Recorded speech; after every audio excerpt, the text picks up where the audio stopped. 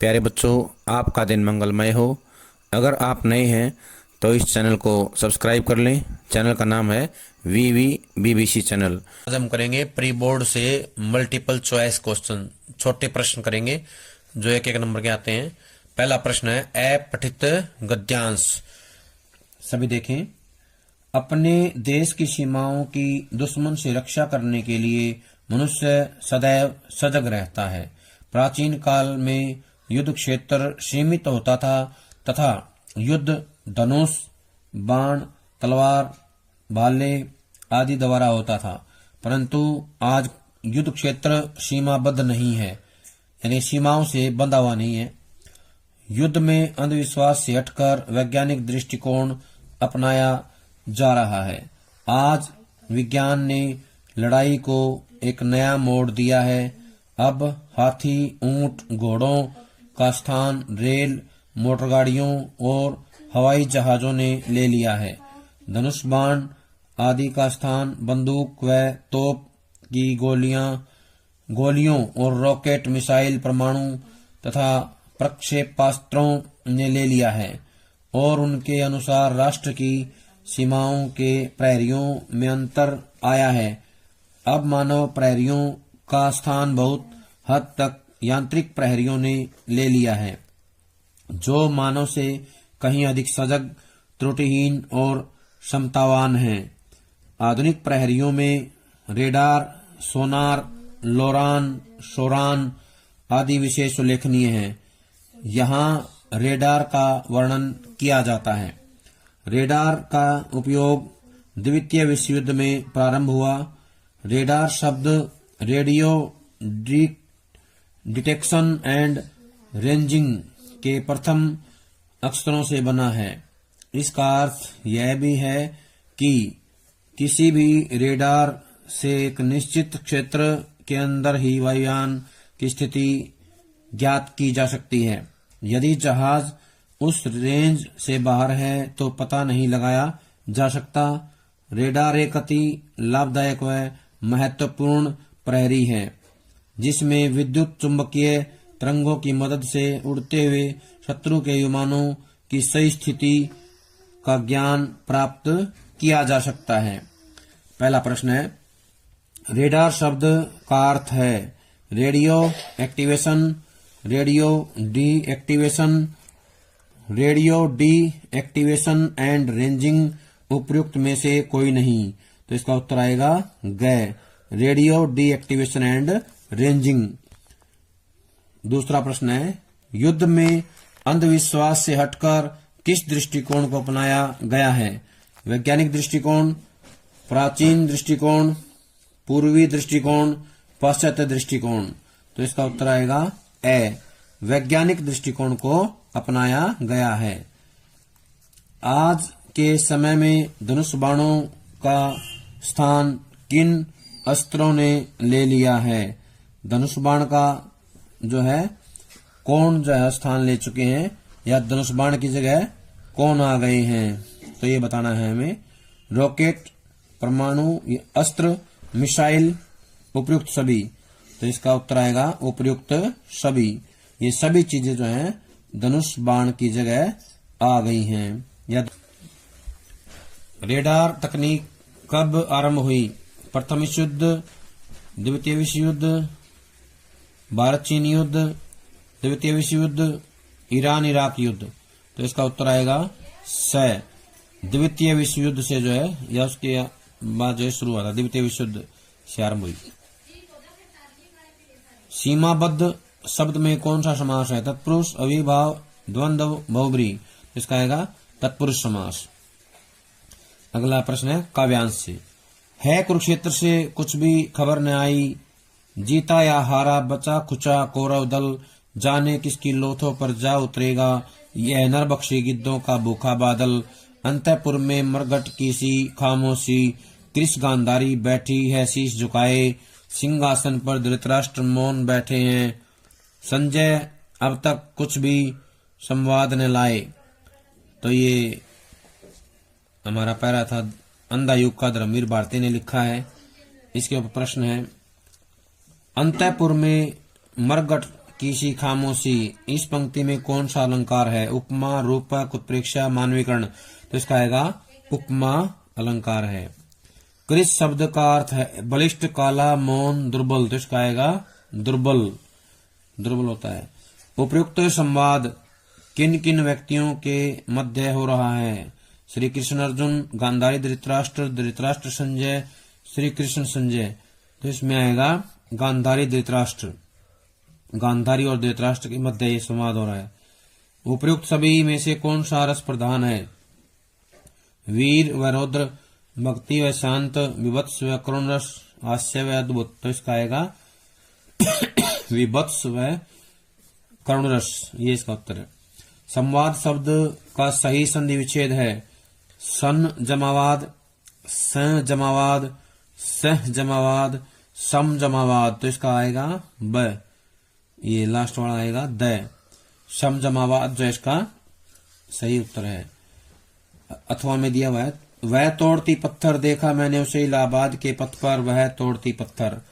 कोई न छायादार पेड़ वह जिसके तले बैठी हुई स्वीकार, श्याम तन बर बंधा यौवन, नत नयन प्रिय करम रतमन, गुरु थोड़ा हाथ करती बार बार प्रहार, सामने तरुमालिका अट्टालिका प्राकार, वह तोड़ती पत्थर, वह तोड़ती पत्थर। इस काव्यांश के आधार पर प्रश्न है। पहला प्रश्न, कवि ने पत्थर तोड़ती स्त्री को कहाँ देखा? दिल्ली में, इलाहाबाद में, लखनऊ में, चंडीगढ़ में। तो इसका आएगा इलाहाबाद, इलाहाबाद से उत्तर है। दूसरा प्रश्न है, पंक्तियों में वर्णित स्त्री किस आयु वर्ग से संबंध रखती है? बालावस्था, यौवनावस्था, प्रौढ़ावस्था, वृद्धावस्था। तो इसका आएगा यौवनावस्था। स्त्री किस औजार का प्रयोग कर रही है? छेनी, कुल्हाड़ी, कुदाल, हथौड़ा। तो इसका आएगा हथौड़ा। इस काव्यांश में कौन से छंद का प्रयोग किया गया है या हुआ है? दोहा, चौपाई, मुक्त छंद या रोला छंद। तो इसका आएगा मुक्त छंद, मुक्त छंद का प्रयोग किया गया है। नत नयन शब्द का अर्थ है नई आंखें, झुकी हुई आंखें, बंद आंखें, भीगी हुई आंखें। तो इसका आएगा झुकी हुई आंखें। नत का मतलब झुकना होता है, झुकी हुई आंखें, ये इसका उत्तर है, झुकी हुई आंखें। अगला प्रश्न है कविताओं से। महज धागे के सहारे पतंगों की धड़कती ऊंचाइयां किसे थाम लेती हैं? कवि को, बच्चों को, माता पिता को, उपयुक्त सभी। तो इसका आएगा बच्चों को, बच्चों को थाम लेती हैं। बात सीधी थी पर के आधार पर बात का बन जाना से क्या आशय है? बात का पकड़ में आना, बात का पकड़ न आना, ब कथ्य और भाषा का सामंजस्य बनना, बात में कसावट न होना, बात को सरल व स्पष्ट करना। तो इसका आएगा कथ्य और भाषा का सामंजस्य बनना, कथ्य और भाषा का सामंजस्य बनना, ये इसका उत्तर है। लक्ष्मण मूर्छा और राम विलाप कविता में सांप का जीवन किसके बिना असंभव है? दूध, सपेरा, विष, मणि। तो इसका उत्तर आएगा मणि। मणि के बिना जो है इसका जीवन संभव नहीं है। छोटा मेरा खेत कविता में निम्न में से किसे रसायन कहा गया है? दूरियां, कल्पना, शब्द, साहित्य है। तो इसका आएगा कल्पना। रुबाइयां के रचयिता का नाम बताइए। उमाशंकर जोशी, फिराक गोरखपुरी, दुष्यंत कुमार, हरिवंश राय बच्चन। तो इसका आएगा फिराक गोरखपुरी। अगला है गद्यांश, गद्य के आधार पर यानी गद्य खंड के हैं। भक्तिन किसे डरती थी? विद्यालय से, कारागार से, अस्पताल से, लेखिका से। तो इसका आएगा कारागार से। अगला प्रश्न है बाजार किसका जाल है? किसका जाल बताया गया है बाजार को?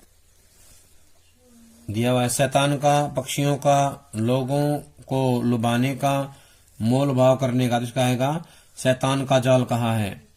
इंद्रसेना द्वारा जल का दान मांगने को लेखक ने क्या कहा है? अंधविश्वास, लोक विश्वास, धार्मिक विश्वास, लोक परंपरा। तो इसका आएगा अंधविश्वास कहा है। पहलवान की ढोलक पाठ के आधार पर बताओ कि गांव में किनका क्रंदन सुनाई दे रहा है? कुत्ते का, बिल्लियों का, सियारों का, उल्लुओं का। तो आएगा सियारों का, सियारों का क्रंदन सुनाई दे रहा है। उमस और लू में कौन सा पेड़ कालजी हदूत की भांति अजय रहता है? पलाश, शिरीष, किक्कर, गुलमोहर। तो इसका आएगा शिरीष। अगला है वितान के आधार पे।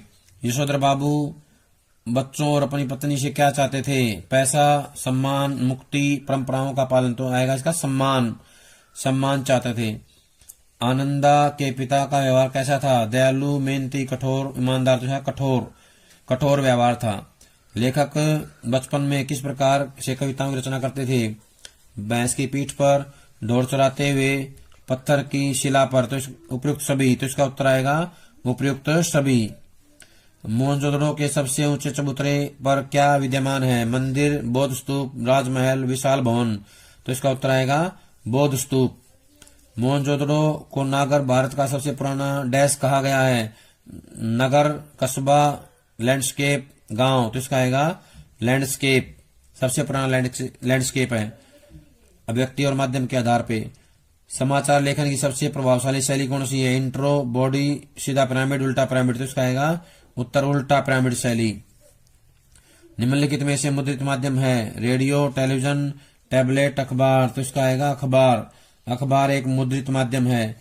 रेडियो नाटक की अवधि कितनी होती है? 15 से 20 मिनट, 15 से 22 मिनट, 15 से 25 मिनट, 15 से 30 मिनट। तो इसका उत्तर आएगा 15 से 30 मिनट। वेबसाइट पर विशुद्ध पत्रकारिता शुरू करने का श्रेय जाता है? तहलका.com, आजतक.com, www.com, rediff.com। तो इसका उत्तर आएगा तहलका.com। तहलका.com इसका सही उत्तर है। अगला प्रश्न है, भारत में इंटरनेट कब आरंभ हुआ? वह कब दूसरा दौर शुरू हुआ? पहला और दूसरा दौर बताना है। क्रमशः 1994, 2003, क्रमशः 1993, 2003, 1992 व 2003, 1995 व 2003। तो इसका उत्तर आएगा ये क्रमशः 1993 व 2003, 1993 व 2003 व इसका उत्तर है। आगे व्याकरण के आधार पर प्रश्नों के उत्तर दीजिए। चरण कमल बंदो हरिराई में कौन सा अलंकार है? उपमा, रूपक, यमक, सलेश। तो इसमें आएगा रूपक अलंकार। ब इसका उत्तर है रूपक अलंकार। निडर शब्द में समास है? अव्ययी भाव, कर्मधारी है, द्विगु, बहुब्रीहि। तो इसका आएगा अव्ययी भाव समास है निडर में, अव्ययी भाव।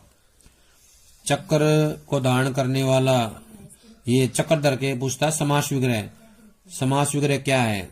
चक्रधर शब्द का समास विग्रह। चक्र को धारण करने वाला, चक्र को धरना, चक्र का धर, चक्र का आधार। तो इसका उत्तर आएगा चक्र को धारण करने वाला। चक्रधर का समास विग्रह आएगा चक्र को धारण करने वाला। वह अत्याधिक, अत्याधिक इसमें आ की मात्रा आएगी। अत्याधिक खुश था, अत्याधिक, दोष है दोष। अत्याधिक खुश था। वाक्य में दोष क्या है? संधि दोष, क्रिया दोष, उपसर्ग दोष, काल दोष। तो इसका आएगा संधि दोष। इसमें जो है संधि दोष है, संधि गलती है। अति, जमा, अधिक, अत्याधिक, ये इसकी संधि विच्छेद होता है।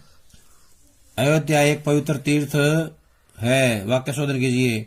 अयोध्या पवित्र तीर्थ है, अयोध्या तीर्थ पवित्र है, अयोध्या एक तीर्थ है, अयोध्या एक सुंदर तीर्थ है। तो इसका आएगा तीसरा जो ऑप्शन है उत्तर, अयोध्या एक तीर्थ है। ये इसका शुद्ध रूप है, अयोध्या एक तीर्थ है। अगला है नैतिक शिक्षा के आधार पर। श्रीमद् भगवद गीता किस ग्रंथ से उल्लिखित है? रामायण से, वेदों से, महाभारत से, पुराणों से। तो इसका आएगा महाभारत से। श्रीमद् भगवद गीता महाभारत से उल्लिखित है। मदन लाल ढींगरा पिताजी का नाम था? राय साहब जीतामल, राय बहादुर साहब, राय साहब दीतामल, राय साहब उज्जवल मल। तो इसका आएगा राय साहब दीतामल। ये इसका उत्तर है, राय साहब दीतामल। श्रीमद् भगवद गीता में अद्भुत संगम है कर्म व विज्ञान का, विज्ञान व आडंबर, कर्म धर्म, कर्म ज्ञान व उपासना। तो इसका उत्तर आएगा द। कर्म ज्ञान व उपासना का सुंदर मेल है। स्वच्छ भारत अभियान कब शुरू हुआ? 2 अक्टूबर 2013, 2 अक्टूबर 2014, 2 अक्टूबर 2015, 2 अक्टूबर 2012। तो इसका आएगा 2 अक्टूबर 2014। 2 अक्टूबर 2014 से जो है ये हमारा अभियान शुरू हुआ था स्वच्छ भारत। ईश्वर और गुरुजन के प्रति कैसा व्यवहार होना चाहिए? उदासीनता भरा, शर्मिंदगी भरा, कृतज्ञता भरा, साहस भरा। तो इसका आएगा कृतज्ञता भरा। ये इसका उत्तर है। हमारे ईश्वर और गुरुजन के प्रति जो है कृतज्ञता भरा व्यवहार होना चाहिए। प्यारे बच्चों, ये था हमारा प्री बोर्ड। सभी इसको याद कर लें। सभी का बहुत बहुत धन्यवाद।